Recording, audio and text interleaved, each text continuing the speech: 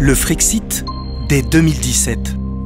Moi, je fais partie de ces 55% de Français qui se sont sentis trahis par la ratification par voie parlementaire du traité de Lisbonne en 2008. Moi, j'avais voté non au traité constitutionnel européen en 2005. Donc l'eurosceptique que j'étais en 2005 est devenu un adversaire de la construction européenne à partir de 2008. Bonjour, nous sommes Anne-Gaëlle et Audrey et nous sommes sœurs. Et on est adhérentes de l'UPR. Toutes les deux. Donc moi je suis médecin, je suis à Montréal depuis 6 ans. Pourquoi je suis à Montréal? Parce qu'en fait, intuitivement, je sentais qu'en France, il y avait quelque chose qui n'allait pas, puis je ne comprenais pas d'où ça venait. Cette trahison m'a poussé sur la toile à chercher une nouvelle option politique et je suis tombé par hasard en fait sur une conférence qui était intitulée les 10 bonnes raisons qui nous imposent de sortir de l'euro, je crois. Et là j'ai été frappé de découvrir ce monsieur, ce bonhomme qui était en costume marron de fonctionnaire, donnant une conférence de 4 heures devant une salle quasiment vide, il devait y avoir 3-4 personnes. Dans la grande lignée des Lamartine, des Jaurès ou des De Gaulle, c'est un homme qui élève le peuple français et qui lui redonne toute sa grandeur.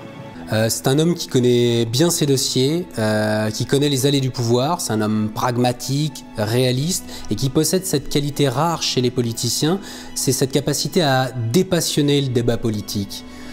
Pour moi, c'est le seul candidat du Frexit, c'est pour ça que c'est mon choix pour 2017. Et je pense que bon nombre de Français sont contre le CETA, la loi travail, et tiennent à leur service public. Mais en arrivant ici, c'était comme si on m'avait retiré la boue que j'avais dans les yeux. Puis j'ai compris qu'en fait, la France, la pauvre, elle était assujettie finalement. Elle n'était plus souveraine. C'est pas un gros mot. La souveraineté, c'est pas un gros mot.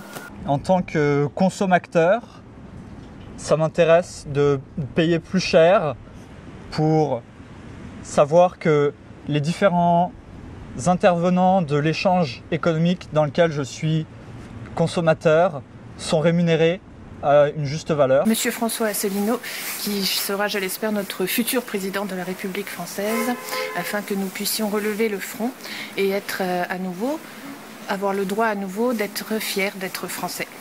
Alors un petit mot pour François Asselineau, un gros merde pour l'élection présidentielle, monsieur le président. Bye bye de Montréal. Le 23 avril, participez à l'histoire de France avec François Asselineau.